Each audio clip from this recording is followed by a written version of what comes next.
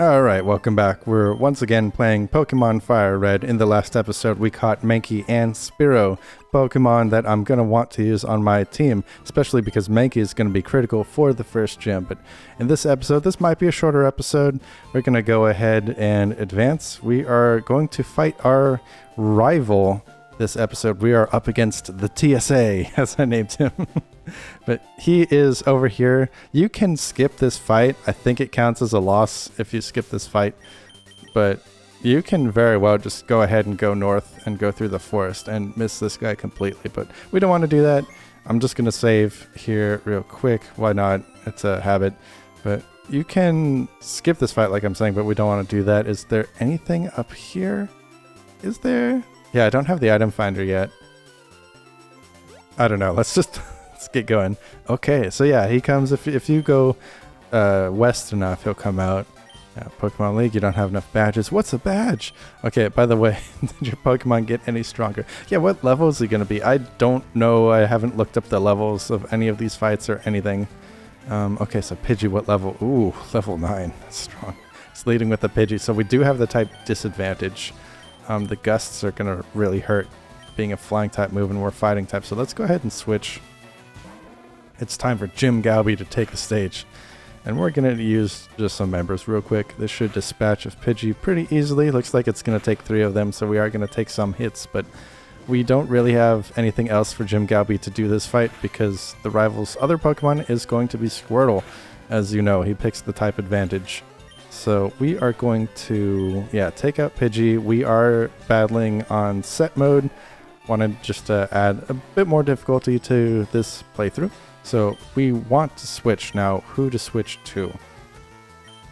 I want whoever I switch in to have full health, and because we are switching in, because he got, the free switch, whoever I switch in now is going to take damage. So sorry, I'm going to sacrifice the top 10%. I'm sacrificing Rattata. So we can have him do something because we're not immediately dying. So we can do some tail whips and soften up Squirtle for whoever comes in next to take him out.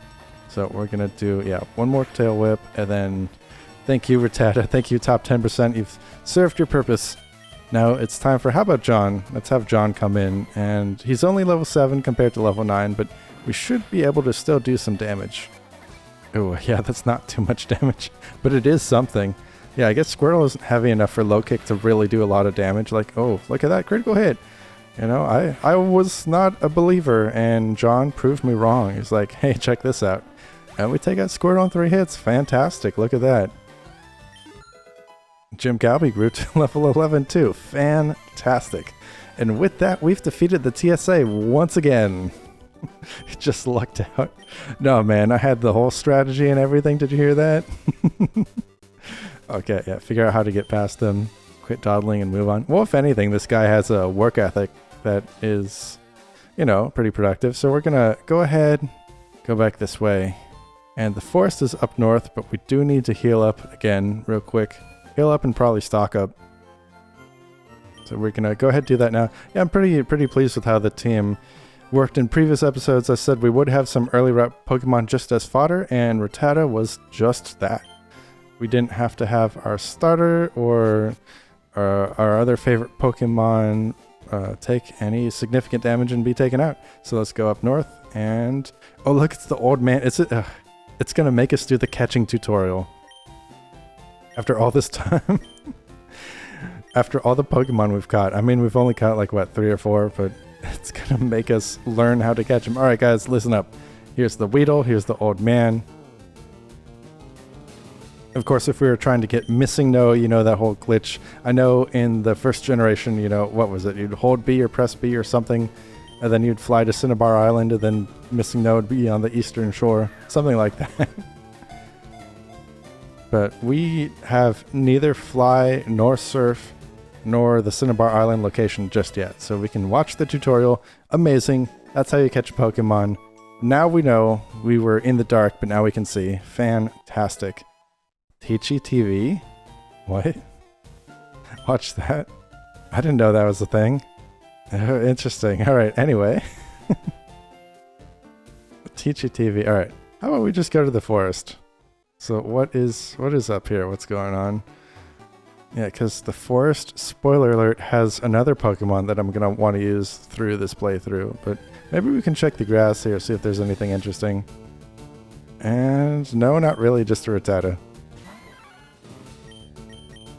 We could take him out for some quick experience. Why not? We're here. Let's just do that. Yeah, I don't think there's going to be anything too interesting in this patch of grass. So let's get out of there and let's go up to the forest. And yeah, the forest is going to be the location of Pokemon I'm going to want to use. But for now, we can check if these NPCs are giving us anything. Okay, it's a natural maze in there. Be careful. But I think the forest we will save for the next episode. So if you'd like to see some more, go ahead and subscribe, and I'll see you next time.